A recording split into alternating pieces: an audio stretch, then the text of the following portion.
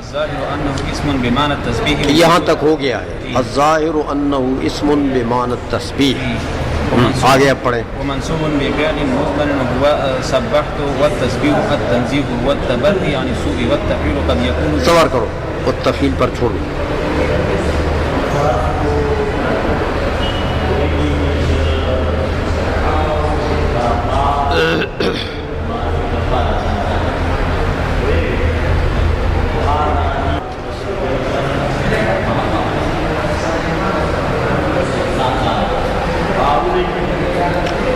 اچھا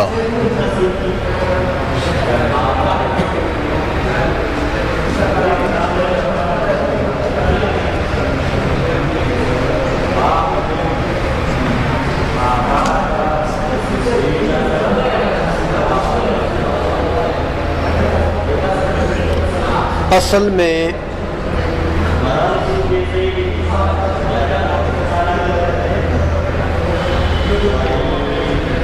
سبحان کے صیغے کے متعلق تو آپ کو کل بتا دیا. تو یوں سمجھو کہ سبحان کی صرفی تحقیق جو تھی وہ کل آپ نے پڑھی.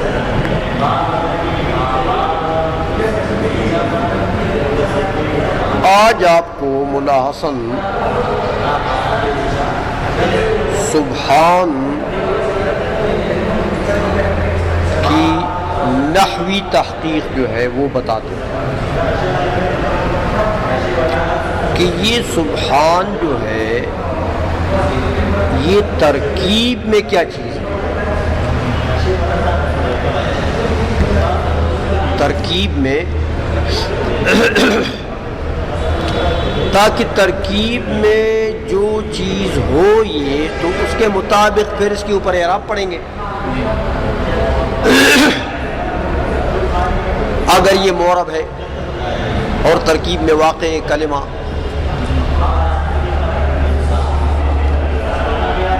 تو نحوی تحقیق یہ فرماتے ہیں مختصر کر کے کہ وہ منصوب بفعل مضمر،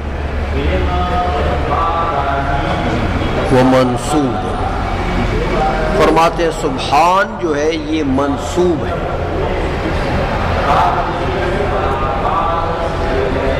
منصوب، اب منصوبات تو بہت سی چیزیں، منصوب جو ہے وہ تو بھائی بہت سی چیزیں سمجھ بھائی. مفاعیل جتنے بھی ہیں سب منصوب ہیں، حال وغیرہ تمیز وغیرہ. تو منصوبات تو بہت سی چیزیں ہیں. اب منصوب ان سے تو کام نہیں بنے گا. تعین نہ ہوئی کہ یہ کیا چیز ہے، آگے لگا دیا بفعل مضمر، تو بتا دیا کہ منصوبات میں یہ اصل میں مفعول مطلق ہے. منصوبات میں کون سا منصوب ہے؟ مفعول مطلق ہے، اور اس کا فعل مضمر ہے. مضمر تو اصل کے اعتبار سے تو مضمر خفیہ کو کہتے ہیں، خفیہ کر دیا گیا مضمر. یا مضمر پھر کہتے ہیں اصطلاحی معنی کے اعتبار سے کہ مضمر اس کو کہتے ہیں جس کے اندر ضمیر ہو. لیکن یہاں اس کا معنی کیا ہے؟ بفعل مضمر یعنی بفعل محذوف، منصوب ہے فعل محذوف کے ساتھ. یعنی اس کا فعل یہاں ذکر نہیں ہے. سبحانہ کہہ دیا علامہ بہاری نے، فعل کا ذکر نہیں کیا، تو اس کا فعل محذوف ہے. لیکن اب فعل جو ہے وہ کبھی جائز الحذف ہوتا ہے، کبھی واجب الحذف ہوتا ہے. حذف کی بھی دو قسمیں، اس بات کو تو انہوں نے نہیں چھیڑا کہ واجب الحذف ہے کہ جائز الحذف ہے، لیکن مضمرن کے لفظ میں اشارہ کر دیا کہ جب یہ صیغہ اسم فاعل کا لے آئے، اسم مفعول کا لے آئے، مضمرن اسم مفعول کا لے آئے، تو اس میں اشارہ کر دیا کہ بھائی یہ دائماً حذف ہے۔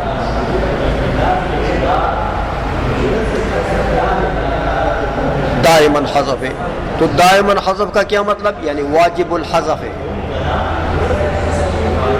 اس کا جو فعل ہے وہ واجب الحذف ہے۔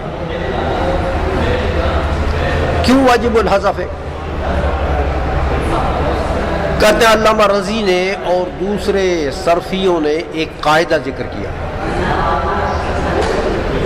فعل کے حذف کے لیے۔ قاعدہ انہوں نے یہ ذکر کیا ہے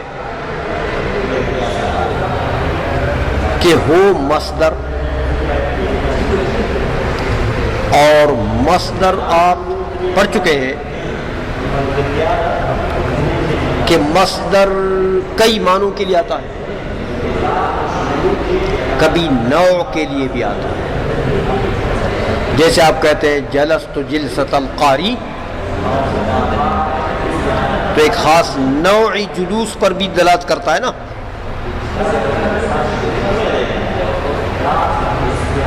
تو مصدر ہو لیکن نوع کے لیے نہ ہو۔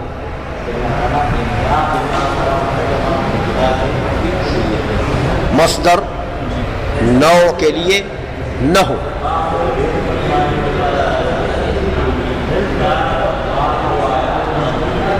سمجھ میں آ گئی ہے؟ اور وہ ترکیب میں مفعول مطلق بنے، مصدر ہو نوع کے لیے نہ ہو، ترکیب میں کیا بنے؟ مفعول مطلق۔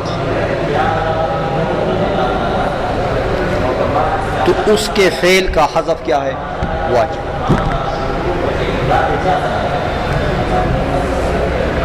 اور بعضوں نے ایک قید اور بھی لگا دی ہے کہ وہ مضاف ہو، لیکن یہ قید اتفاقی نہیں ہے۔ بل اتنی بات کہ ہو مصدر لغیر النوع اور وہ مفعول مطلق بنے ترکیب میں، تو اس کے فعل کا حذف ہو واجب۔ آگے پھر اس مصدر کی قسمیں بنتی ہیں دو۔ بعض صورتوں میں وہ مضاف ہوتا ہے،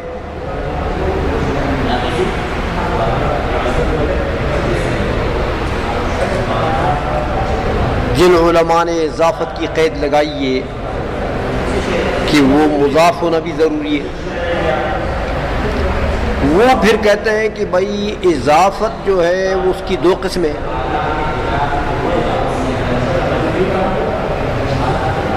وہ کبھی اضافت ہوگی بلا واسطہ، بلا واسطہ حرف جر،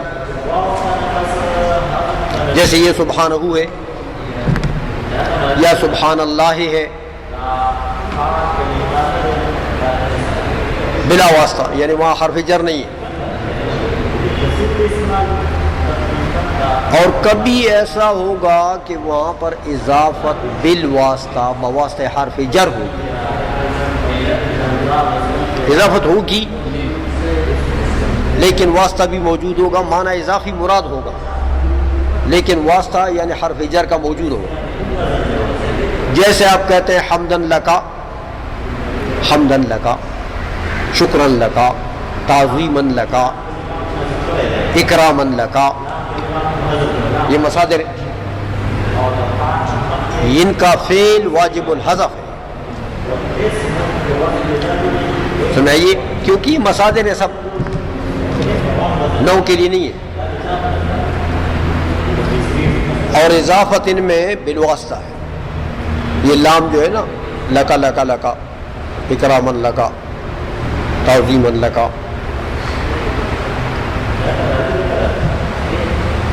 تو سبحانہ جو ہے اس میں اضافت ہے بدون واسطہ، لہذا یہ مصدر ہے، نو کے لیے نہیں ہے، مضاف ہے، اور اس کے فعل کا حذف پھر کیا ہو گیا؟ واجب۔ تو مطلب یہ ملاسن یہ کہنا چاہتے ہیں کہ منصوب بفعل محذوف واجب الحذف، یہ منصوب ہے، کیا مطلب؟ یعنی مفعول مطلق واقع ہے،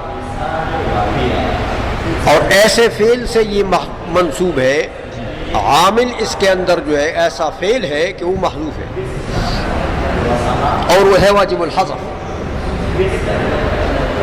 سمجھئے، ایسا فعل جو ہے واجب الحذف ہے، وہ اس کے اندر عامل ہے۔ اب ایک مسئلہ الگ ہے جس میں جمہور اور سیبوئے کا اختلاف ہے۔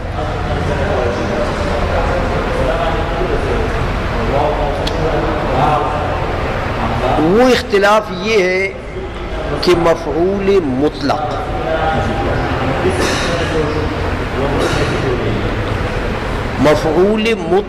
کا فعل کے لیے ہم معنی ہونا، اس پر تو سب کا اتفاق ہے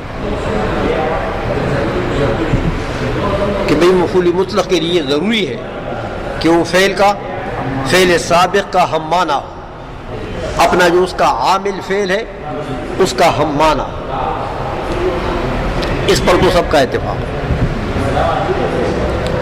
لیکن اختلافی مسئلہ یہ ہے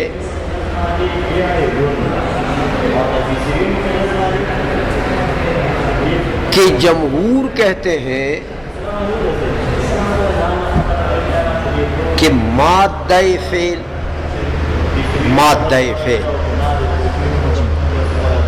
باب، مادہ فعل اور باب، ان دو چیزوں میں فعل کے ساتھ موافقت ضروری نہیں ہے، مادہ فعل میں اور باب میں، غیر مادے سے بھی آ سکتا مفعول مطلق۔ جیسے آپ کہتے ہیں جلست قعوداً، تو یہ قعوداً مفعول مطلق ہے، جلست کے لیے مادہ الگ ہے دونوں کا۔ باب بھی الگ ہو سکتا ہے، جیسے آپ کہتے ہیں انبتا نباتاً، تو انبتا مزید ہے اور نباتاً مجرد ہے۔ تو باب میں بھی اور مادے میں بھی اتفاق ضرور نہیں ہے۔ جمہور کا مذہب تو یہی ہے، سیبوئے کہتے ہیں کہ نہیں، باب اور مادے میں بھی موافقت ضروری ہے۔ مفعول مطلق کا اپنے عامل فعل کے ساتھ باب میں، مادے میں موافقت کیا ہے؟ ضروری ہے۔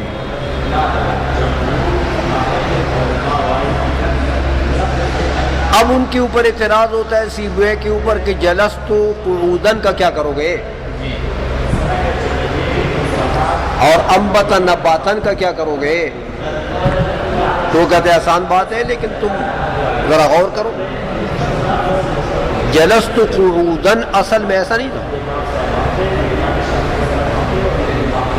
جلست قعوداً اصل میں یوں تھا کہ جلست وقعدت قعوداً، تو قعدت تو حذف ہو گیا،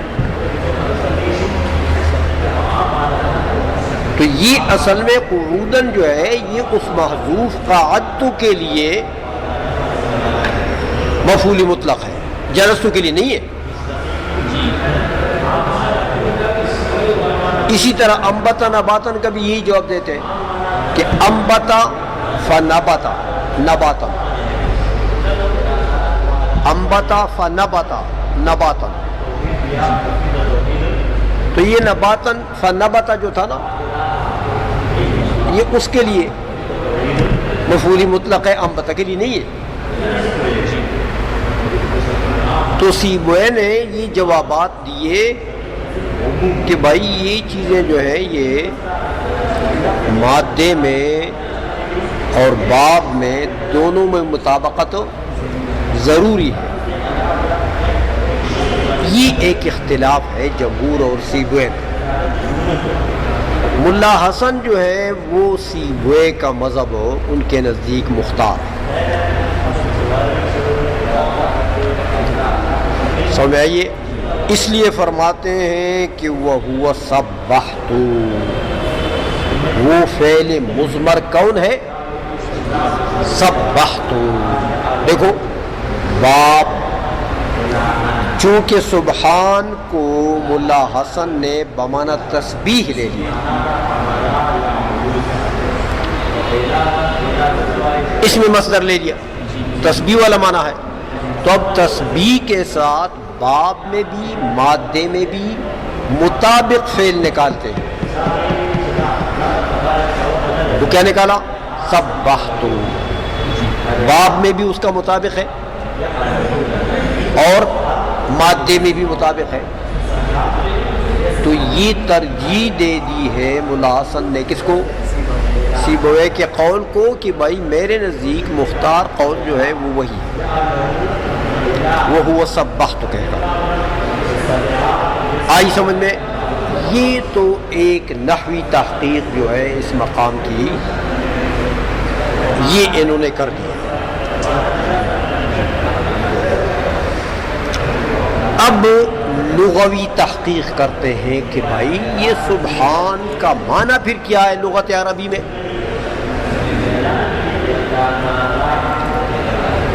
سبحان تو اس میں مصدر ہو گیا، بمعنی تسبیح ہو گیا. اب تسبیح کس کو کہتے ہیں لغت عربی میں؟ تسبیح کا کیا معنی ہے؟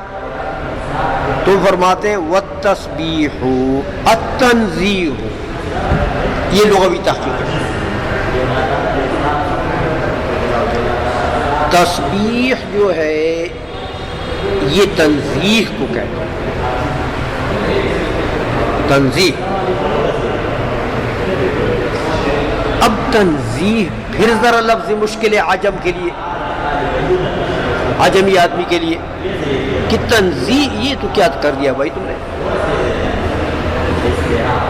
یہ تو تفسیر القول باشکل منہ ہے. تم کہتے ہیں التسبیح التنزیہ، تو تسبیح کا لفظ تو تنزیہ سے آسان ہے، تنزیہ مشکل ہے اس سے بھی، کیونکہ تسبیح تو ہر کوئی جانتا ہے.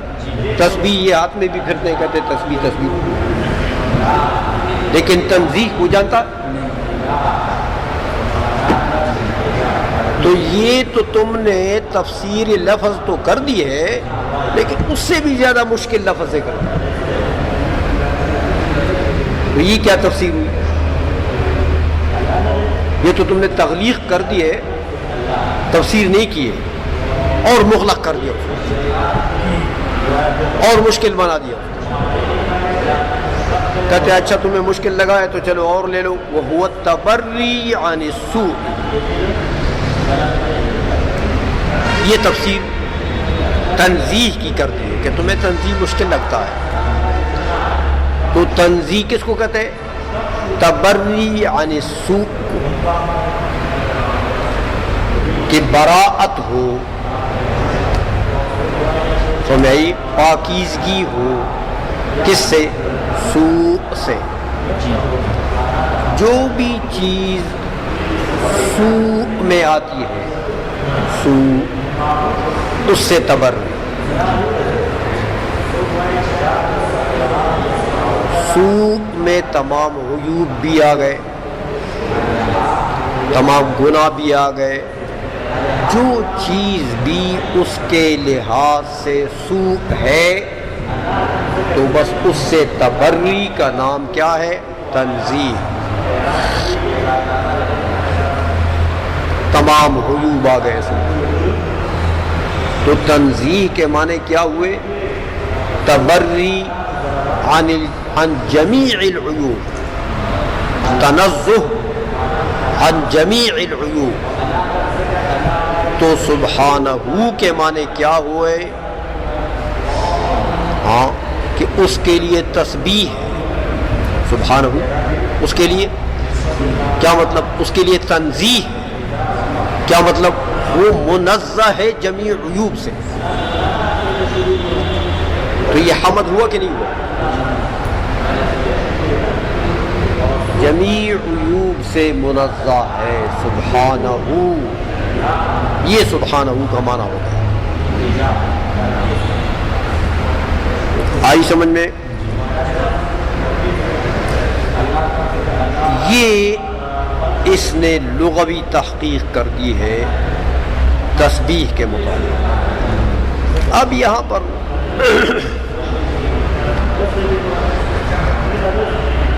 ایک بات ہے، وہ یہ کہ یہ تو علامہ بہاری نے حمد تو ہو گئی ہے، ٹھیک ہے، کیونکہ اظہار صفات کمالیہ کا نام حمد ہے. تو یہ بھی ایک صفت کمال ہے کہ وہ تمام عیوب سے منزہ ہے.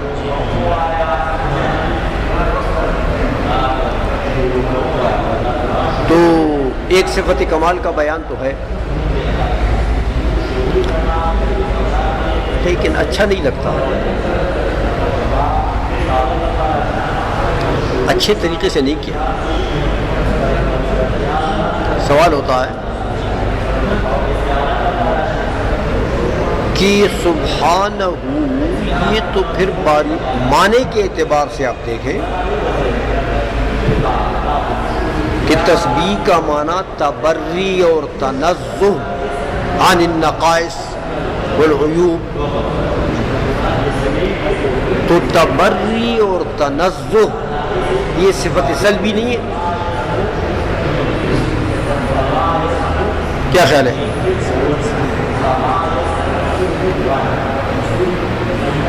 تو باری تعالی مقام خطبہ میں خطبات جو ہوتی ہے کتابوں کی، ان میں تمام علماء صفات ثبوتیہ کا ذکر کرتے ہیں. ہاں، صفات ثبوتیہ کا، صفات کمالیہ ثبوتیہ. تو علامہ بہاری الٹے چلے، جیسے نہیں ہو مولا علی قاری کا طواف، سارے لوگ ادھر چل رہے ہیں تو یہ ادھر چل رہے ہیں. سمجھائیے؟ تو یہ ساری دنیا ایک طرف جا رہی ہے اور بہاری انہوں نے صفات سلبیہ کا خطبہ میں ذکر کر دیا، حالانکہ خطبہ جو ہے یہ صفات ثبوتیہ کا محل ہے. تو یہ تمام سلف صالحین کو انہوں نے کراس کر دیا اور صفات سلبیہ کو شروع کر دیا یہاں پر. تو یہ مقام کے مناسب نہیں لگتا. اس کا جواب یہ ہے کہ بھائی اتنی بات تو تم مانتے ہو نا کہ سبحانہ جو ہے باری تعالیٰ کی صفات کمالیہ میں تو داخل ہے، اس سے تو خارج نہیں ہے نا، صفات کمالیہ میں تو ہے. فرق کیا ہوا کہ طریقہ جدیدہ اختیار کیا ہے انہوں نے، جو کسی نے نہیں کیا تھا. تو منطقی لوگ ایسا کرتے ہیں نا، منطقی لوگ جو کوئی نہ کر سکتا ہوتا ہے منطقی وہی کرتا ہے. سمجھائیے؟ تو کل جدید لذیذ. صفات سلبیہ کو بھی تو ذکر کرنا چاہیے نا بھائی. صفات ثبوتیہ تو سب جہان ذکر کر رہا ہے. سمجھ میں آئی؟ تو کسی بندے خدا کو تو صفات اللہ کی صفات سلبیہ کا بھی تو ذکر کرنا چاہیے. اس لیے علامہ بہاری نے سمجھا کہ میں وہ اللہ کا بندہ ہوں جو صفات سلبیہ کا بھی ذکر کرتا. سمجھ میں آ گئی ہے؟ اس لیے انہوں نے ایک جدید انداز اختیار کیا. علامہ بہاری نے ایک جدید انداز اختیار کیا جو سب سے مختلف ہے. کسی نے بھی یہ انداز اختیار نہیں کیا کہ سب سے پہلا لفظ صفت سلبیہ کا، صفات سلبیہ کا. لیکن ایک کمال انہوں نے کر دیا، وہ یہ کہ سبحان کا اتنا جامع لفظ ہے کہ تمام صفات سلبیہ کو گویا کہ اپنے پیٹ کے اندر لے لیا ہے. اتنا جامع لفظ ہے. دیکھو نا، آپ صفات سلبیہ آپ گنیں گے، ایک ایک گنیں گے. لیس بعرض، لیس بجوہر، لیس بسماء، لیس بجوہر بجماد، لیس بآکل، لیس بشارب، لیس بفلان بفلان. ایک سبحان کہہ دو. سمجھائیے، تو ایک سبحان کے اندر یہ تمام صفات سلبیہ آ گئی کہ نہیں آئی؟ اس لیے علامہ بہاری نے اس لفظ کو منتخب کیا خطبے کے لیے. آئی سمجھ میں کہ سبحانہ. اور اعلیٰ حضرت نے بھی اپنے رسالے کا کیا نام رکھا؟ سبحان السبوح عن کذب مقبوح. جہاں امکان کذب پر رسالہ لکھا اعلیٰ حضرت نے سبحان السبوح. وہ سبوح جو ہے اس کے لیے تنزیہ ہے عن کذب مقبوح، اس کذب سے جو قبیح ہے. وہ قبیح چیز تو عیب ہے نا. کذب باتفاق ملل الہیہ، صاحب ہدایہ نے ایک جگہ یہ لکھا کہ کذب باتفاق ملل سماویہ عیب ہے. کسی ملت سماوی میں کذب جائز اور محمود نہیں ہوا، کسی ملت سماوی.